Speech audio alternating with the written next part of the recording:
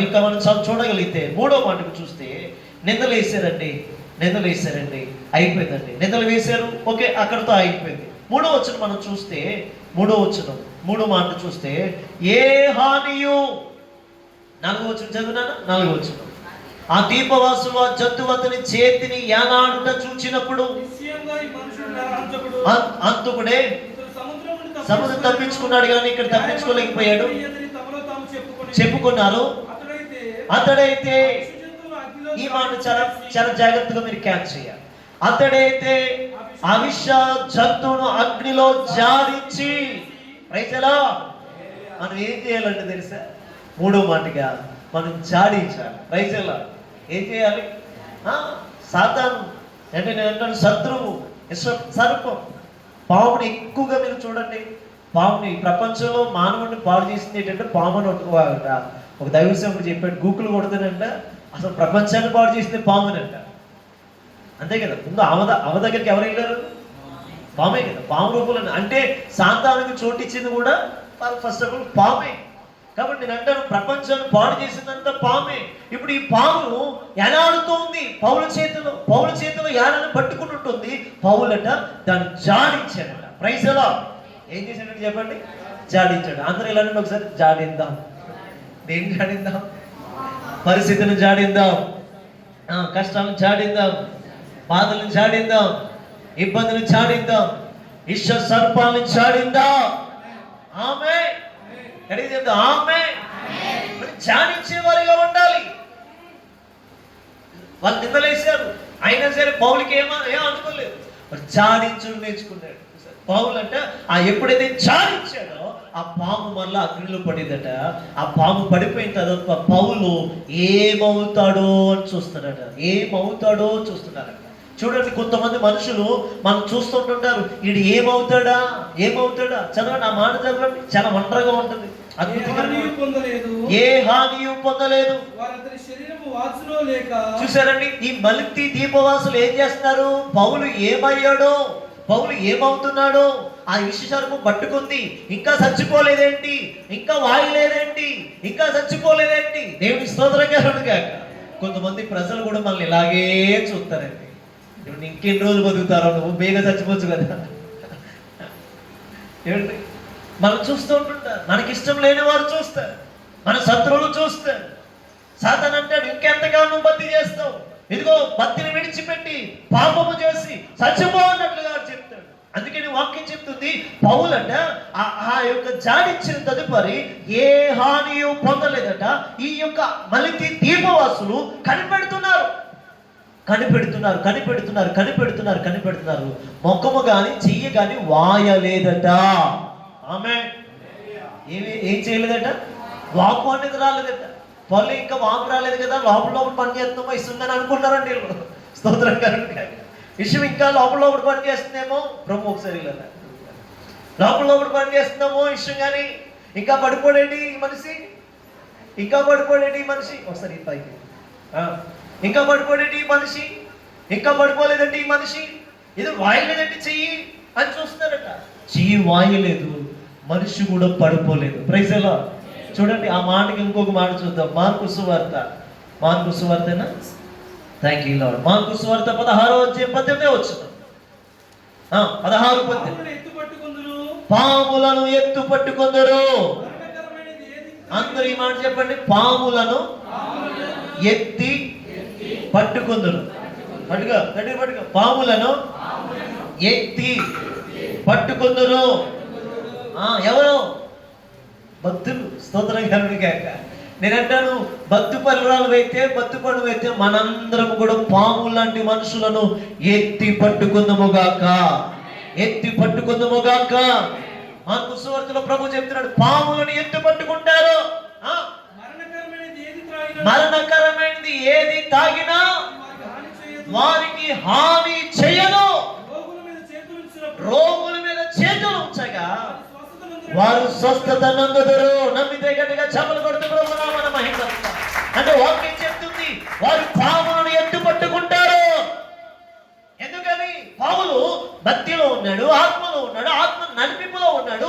ఈ పాము అతన్ని కలిసింది కానీ, పట్టుకుంది కానీ, ఎలాగ పడుతుంది కానీ దాన్ని జాడించగా అతనికి ఏ హాని కలగలేదు. వీళ్ళు చూస్తున్నారు, కనిపెడుతున్నారు. అరే ఇంకా ఏమీ అవడే, అరే ఇంకా చెయ్యి వాయలేదే, ముఖం వాయలేదే, అరే ఇంకా నోటన్నా నొరగ రాలేదే. అంతే కదండి మరి, అంతే కదా. నోటన్నా నొరగలేదు, ఏమిటి ఇంకా చెయ్యి వాయలేదు, ఇంకా మనసు పడిపోలేదు అంటే నేను అంటాను, ఏ హాని కలగకుండా సజీవుడైన దేవుడు తన వాగ్దానాన్ని మార్కు సువార్త 16:18 వచ్చినని పౌలు పట్ల జరిగించాడు. నమ్మితే గట్టిగా చపలు కొడదాం. ఆమె పౌలు పట్ల దేవుడు తన వాగ్దానాన్ని జరిగించాడు. నాకు ఏ హాని కలగకుండా నీ కృప నాతో, నాకు ఏ హాని, నీ కృప నాతో, నీ కృప నాతో ఉన్నది దేవా, నీ కృప నాతో పట్టాలి పాడాలి. నీ కృప నాతో, నీ కృప నాతో ఉన్నది దేవా, నీ కృప నాతో ఉన్నది దేవా, నీ కృప నాతో ఉన్నది దేవా, నీ కృప నాతో ఉన్నది దేవా, నీ కృప నాతో. భూమి మార్పు నొందినను నది సంద్రములో, పర్వతములు తొలగినను. భూమి మార్పు నొందినను,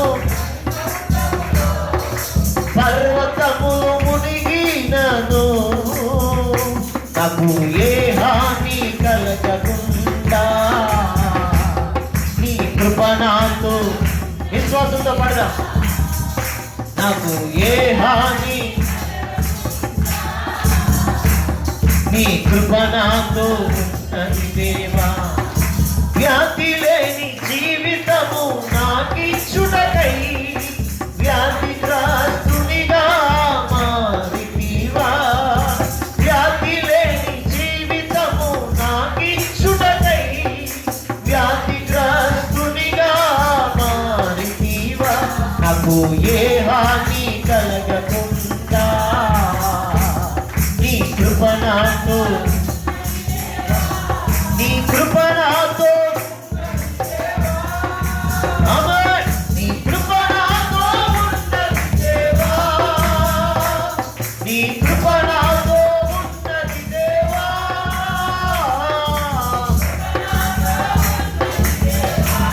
నీ కృప నాతో ఉన్నది దేవా,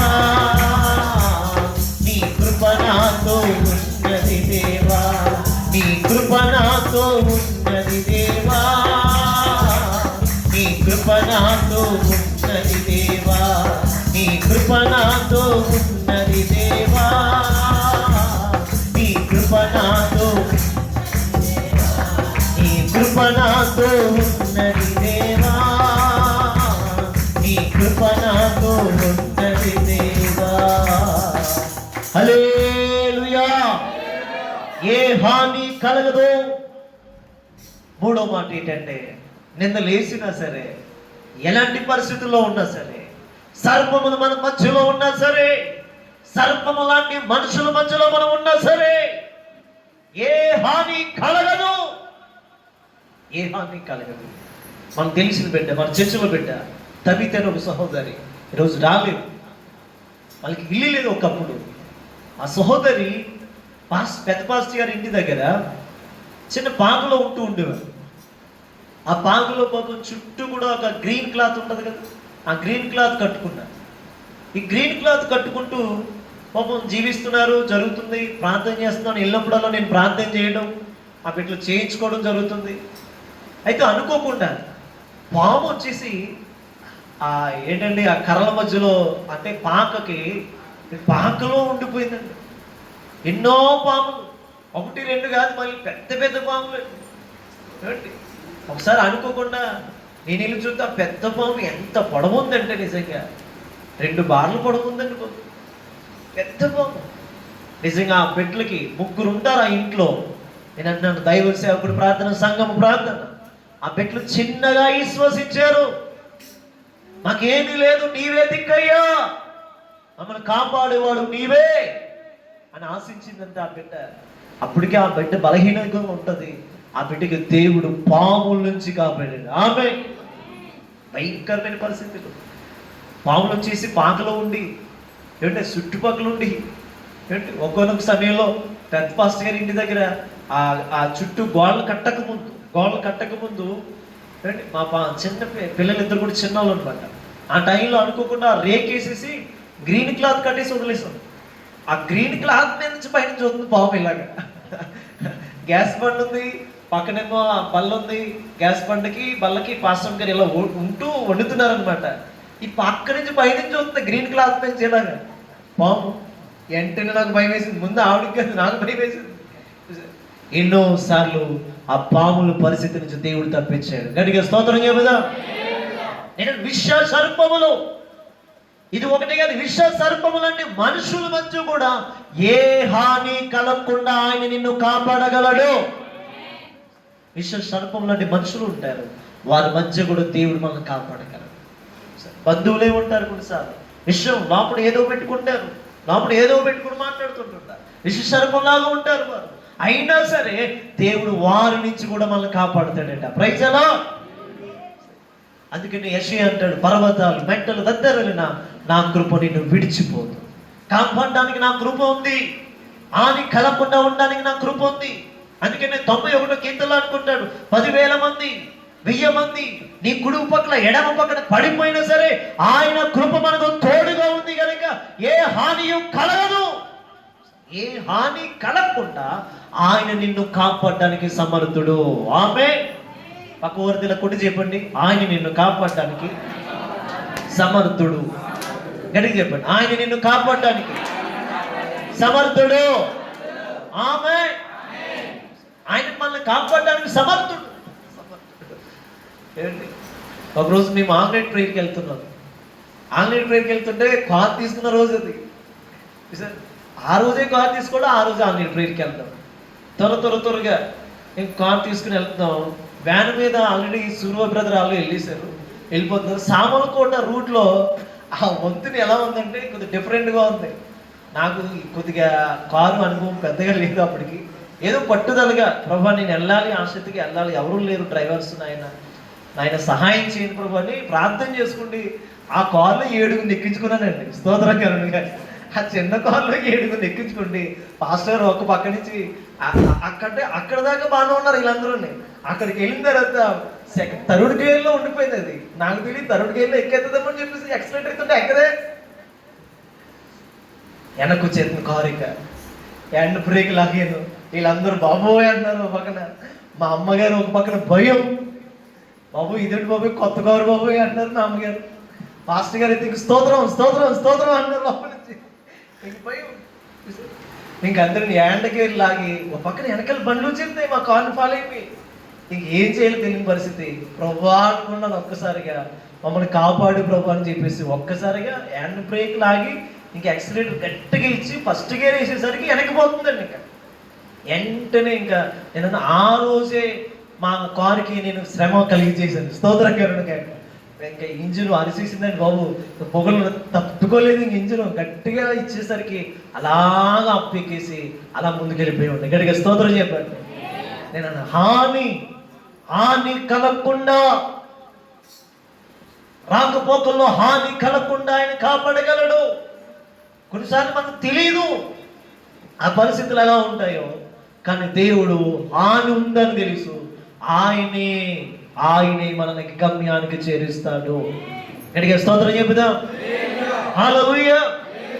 చూసారా, పౌలుకి హాని కలుగుతుందని చూస్తున్నారు. అరే ఇంకా చచ్చిపోడే, అరే ఇంకా పడిపోలేదే అని చూస్తారు. వాపు రాలేదే. చూడండి నా మాట చదవండి. వాళ్ళు ఏం చేస్తారంట, 6వ వచనం, వారు అతని శరీరం వాచునో. చాలాసార్లు ఏం చేస్తారు, శరీరాలు వాస్తున్నాయో లేదా, శరీరం వాచునో,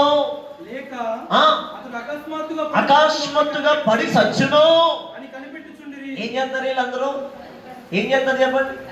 పౌలులాగా మనల్ని కూడా చాలా మంది కనిపెడతా ఉంటారు, ఎప్పుడు సస్తాడు అని, ఎప్పుడు బాగుంటాడు, ఎప్పుడు హాస్పిటల్ పాలవుతాడు, ఎప్పుడు వేగంగా సర్దుకుని వెళ్తాడు, ఆడు సర్దుకుని వెళ్తే మనమే లాక్కుందాం అని అనుకున్నట్టుగా చూస్తూ ఉంటారు కొంతమంది, కనిపెడతా ఉంటారు.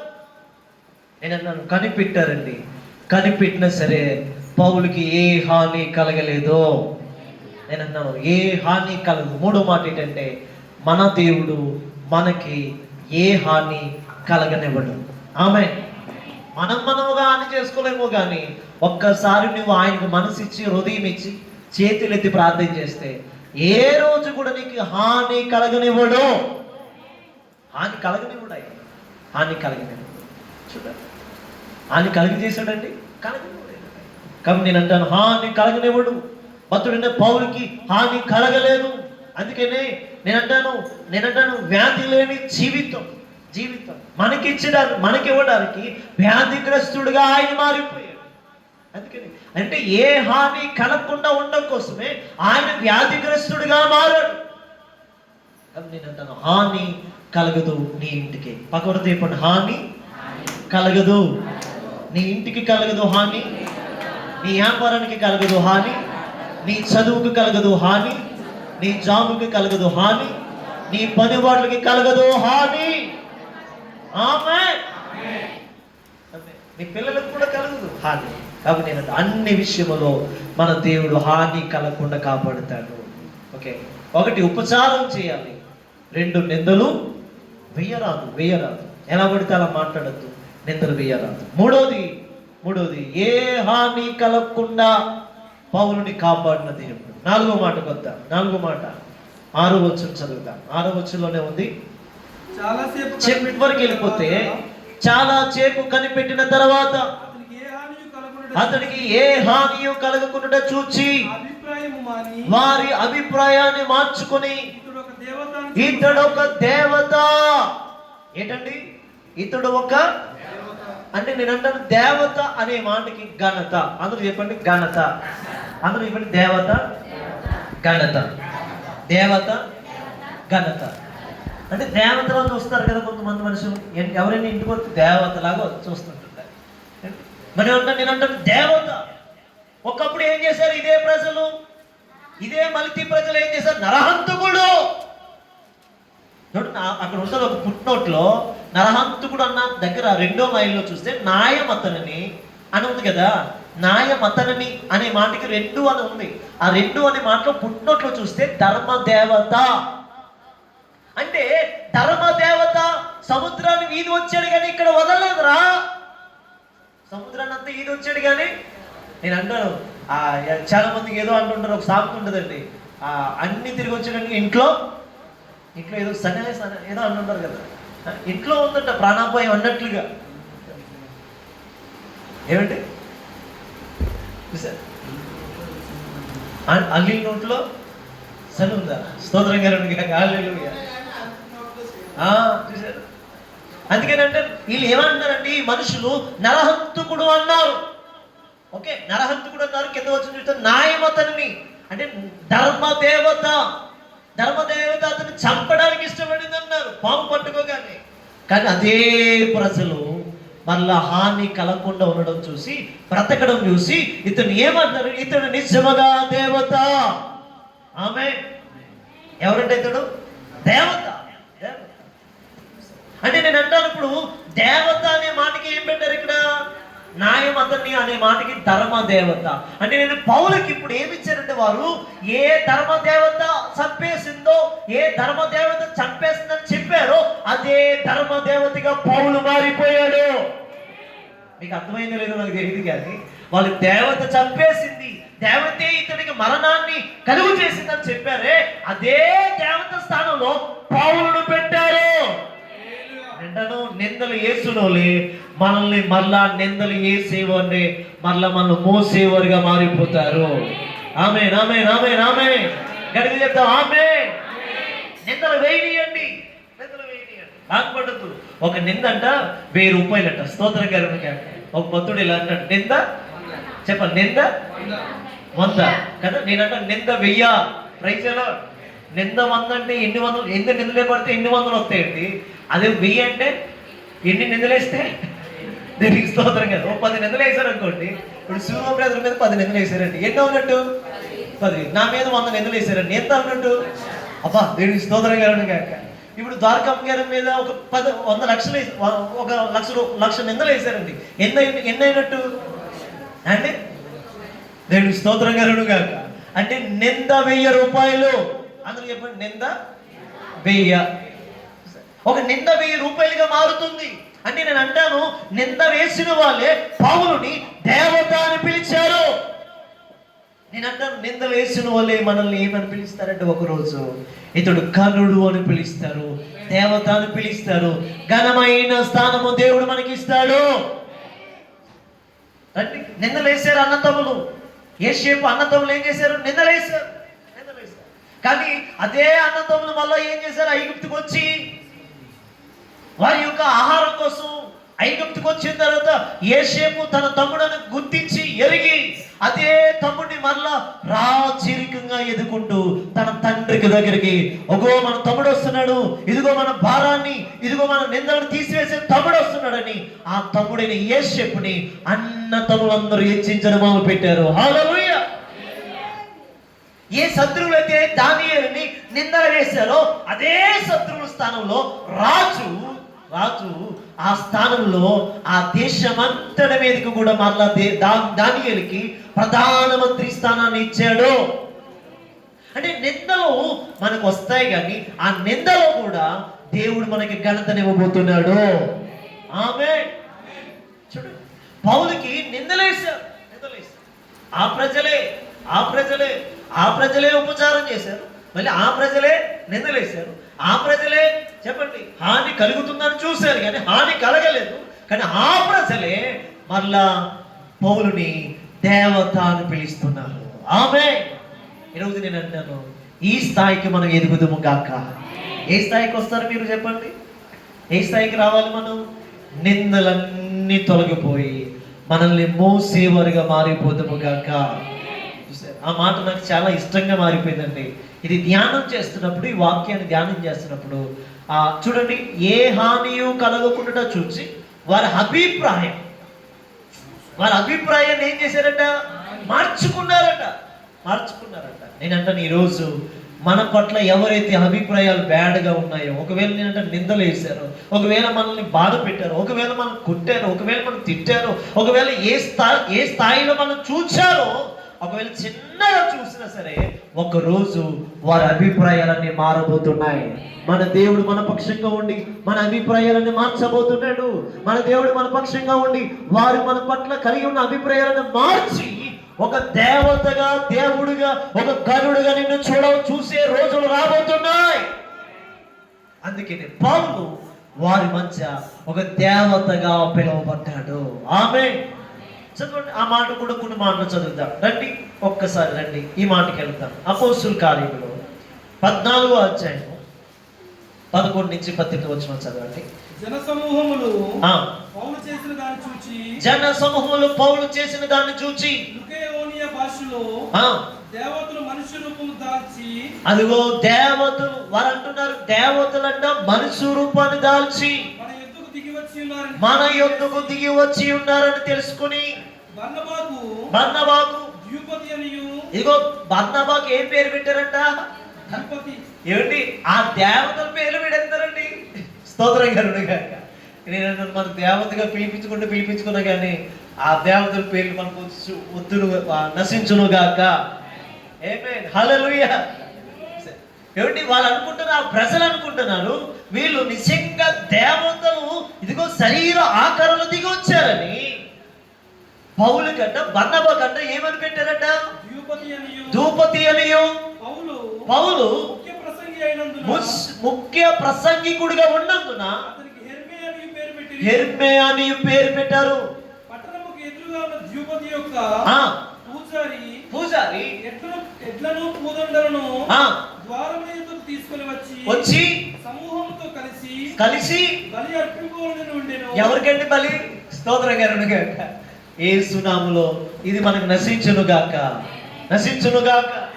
ఏమిటి? గనులుగా మారితే మారం, కానీ దండలు వేయించుకోవద్దండి మనం. ఆమేన్. దండలు వేయించుకుంటారా మీరు? ఎంతమంది దండలు వేయించుకుంటారు? పువ్వులు వేయించుకుంటారు. పెళ్ళికి ఒకసారి వేయించుకో, మళ్ళీ వేయించుకో. ప్రైజ్ ఎలా? భక్తుడైన యేసయ్య గారు నిజంగా ఆయన ఎంత తెగింపుతో కూడిన సమర్పణ, త్యాగంతో కూడిన సమర్పణ. ఆయన ఏ రోజు కూడా సేవలోకి వచ్చిన తర్వాత దండలు వేయించుకోలేదు. దేవుని స్తోత్రం కలుగును.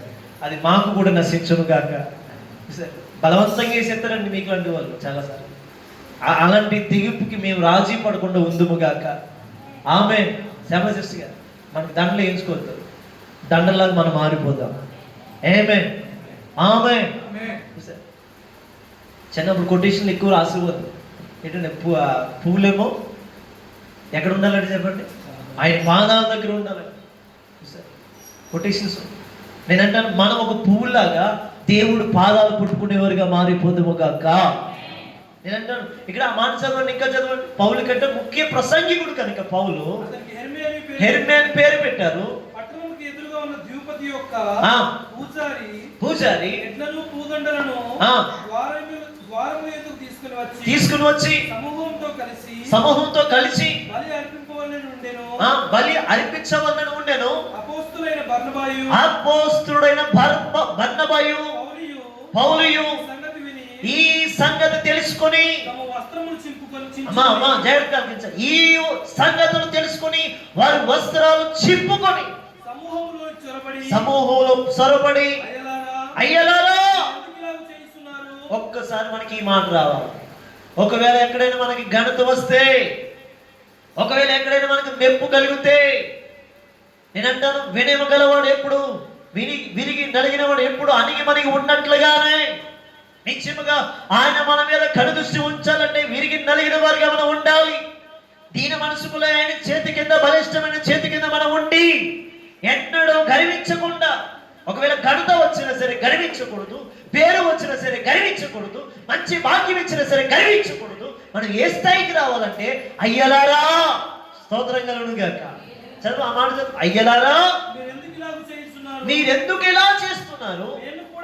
మేము కూడా మీలాంటి స్వభావం గలవారిని. గట్టిగా చప్పలు కొడుతూ దేవుడు నామాన్ని. ఎప్పుడైనా మీరు అందమైన ఇల్లు కడితే పొగిడెత్తా ఉంటుంటారు. ఎక్కెక్కండి, మొలం సెట్ ఎక్కెక్కండి, పడిపోతారు, జాగ్రత్త. ఏదైనా మీరు ఘనమైన కార్యాలు చేసినప్పుడు పొగుడుతూ ఉంటారు. ఇంకా ఆ పొగుడుపులో మీరు ఒక స్థాయికి వెళ్ళిపోకండి, ఆ స్థాయిని దిగి మరలా యేసు దగ్గరికి రండి. ఆమె మనం చెప్పవలసిన మాట. వీళ్ళు దేవతలాగా ఉన్నారు, కార్యములు చేశారు, అద్భుతాలు చేశారు. పౌలు, బర్నబా వీళ్ళిద్దరిని కూడా వారికి వాళ్ళ యొక్క దేవత పేర్లు కూడా పెట్టారు. కానీ పౌలు బర్నబా అంటున్నారు మీలాంటి వారిమే. అయ్యలారా మేము మీలాంటి వారిమే అని చెప్పి అక్కడితో ఆపేలేదు. వారు వస్త్రాలు చింపుకున్నారట. ఏం చింపుకున్నారట చెప్పాలి? ఏం చింపుకున్నారట? మరి మనం ఏం చేస్తున్నాం ఈరోజు?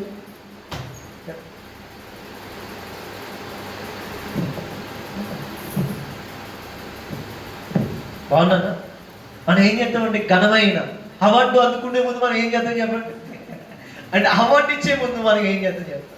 ఓకేనండి, ఇప్పుడు పరదప్పుడు ఒకసారి నేను అంటాను, ఒకసారి వెళ్ళారా నువ్వే వెళ్ళారా దొరబాబు అండి, ఏంటంటే అవార్డు ఇస్తున్నామండి, బుక్ ఇస్తున్నారండి. ఏం చేస్తామండి ఈరోజు? అంటే దొరబాబు అలా చేయడిగా అని చెప్తున్నాను. ఏం చేస్తామండి? ఏం చేస్తాం? షూట్ బాగుందా లేదా, టక్కన బాగుందా లేదా, బట్టలు బాగా పెట్టారా లేదా చూసారు? అంటే అవార్డు ఇచ్చే ముందు ఎన్నిసార్లు తడుముకుంటామో. ప్రైజ్ అలా అంటే మనం ఏం చేయాలి? Very good, thank you. ఏం చేయాలి చెప్పండి? ఘనతకు పాత్రులమే కానీ ఘనతలోనే ఉండిపోకూడదు. అందుకే నేను అంటాను ఘనతకు పాత్రులమే కానీ ఘనతలోనే ఉండిపోకూడదు. పౌలు పాత్రుడే, దేవదూతాన్ని పిలిచారు,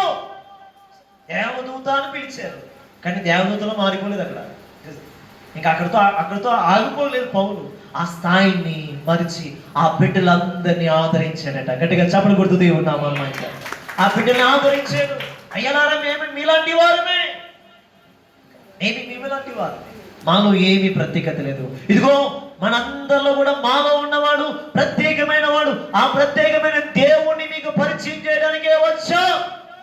ఆ ప్రత్యేకమైన దేవుణ్ణి మీకు పరిచయం చేయడానికి వచ్చా. కాబట్టి ఆయనలో ప్రత్యేకత ఉంది, మాలో ఏ ప్రత్యేకత లేదు. చెప్పగలుగుతున్నారు ఈరోజు చెప్పగలుగుతున్నారా? ఎప్పుడైనా మీ శుభకార్యాలు జరిగినప్పుడు బాగా జరిగిందమ్మా అంటారు. అప్పుడు నువ్వేం చెప్పాలి? మా డబ్బులు కాదండి, మా జ్ఞానం కాదండి, మేము ఏమీ కాదండి, ఆయనని చెప్పాలి. ఆమె మనం చెప్పాలి. మనలో ఏ ప్రత్యేకత లేదు అని చెప్పాలి. నా వల్ల ఏది కాదు అని చెప్పాలి. నేను బలహీనుడని చెప్పాలి. నా వల్ల ఏది జరగదు అని చెప్పాలి. ఆయన నాలో ఉండి అన్ని జరిగిస్తున్నాడని ఆయనకు మాత్రమే ఘనతనిచ్చేవారుగా మనం మారిపోదుముగాక. నీ ఘనత నిలబడాలంటే ఆయనకి ఘనతనిచ్చే బిడ్డగా నువ్వు నిలబడాలి. ఎప్పుడు కూడా నీ ఘనత రావాలంటే, నీ ఘనత నిలబడాలంటే నువ్వు ఆయన గణపరచాలి. ఎక్కువగా అలా గణపరిచేటప్పుడే నీ ఘనత నీ దగ్గర ఉంటుంది.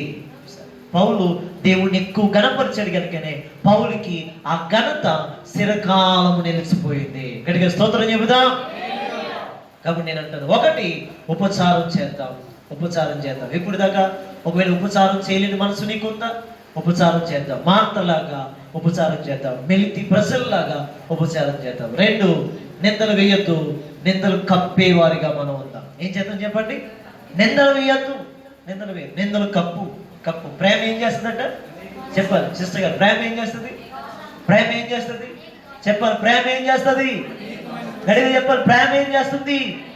అనేకమైన దోషాన్ని, ఆ దోషాలనే ప్రేమలో నేనంట నిందలను కప్పుతుంది. కాబట్టి నిందలు కప్పేవారిగా మనం మారిపోతాము గాక. 3, ఏ హాని మనకి కలగదు.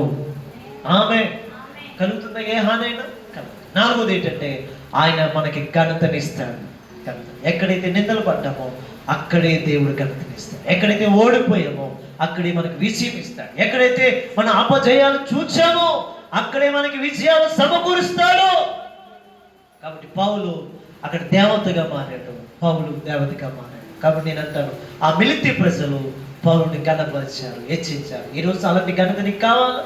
అలాంటి భాగ్యం నీకు కావాలా? అలాంటి తరుణ్ నీకు కావాలంటే మనం ఎక్కువగా ప్రభుత్వ సహవాసం చేయాలి, వాక్యం చదవాలి, ప్రార్థన చేసుకోవాలి, దేవుడి దగ్గరికి ఉండాలి, దేవుడితో సహవాసం చేయాలి.